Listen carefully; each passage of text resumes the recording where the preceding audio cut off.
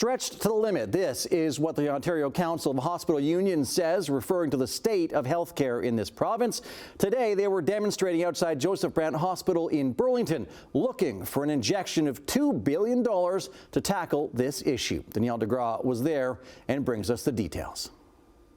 One thing that we would like to hear is a commitment to add about $2 billion a year for the hospitals in this province. Michael Hurley is the president of the Ontario Council of Hospital Unions and says there hasn't been much discussion about health care in this election. He is looking for a concrete commitment of funding that he says hasn't happened yet. Hamilton Health Sciences has a deficit of $112 million. You know, it's a huge amount.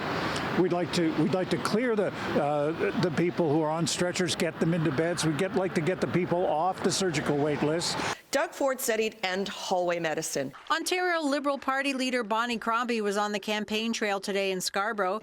She said the current government has not lived up to the promise to end hallway health care. He didn't get it done. He said he'd cut your taxes. He didn't get it done. He said he'd build 1.5 million homes. He didn't get it done. A spokesperson for the Ontario PC campaign responded to those questioning the party's record on health care. Facts matter, and our PC team has made record investments in our healthcare system, investing $85 billion this year alone, while getting shovels in the ground for over 50 hospital redevelopment projects, building on the 3,500 new beds we have added across the province since 2018, more beds than the Liberals built in over 10 years. My dad was in a hallway healthcare. Unfortunately, sometimes his gown wouldn't cover him all, so it's not a totally dignified situation. CHCH News reached out to Joseph Brant Hospital, where today's demonstration took place. A spokesperson told us the hospital is a safe place to visit and provided this statement.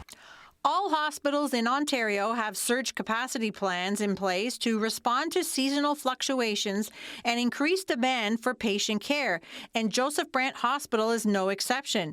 These plans are designed to ensure we continue to provide the highest quality of care for the people we serve. The Ontario Council of Hospital Unions has a checklist for whoever becomes Premier of Ontario.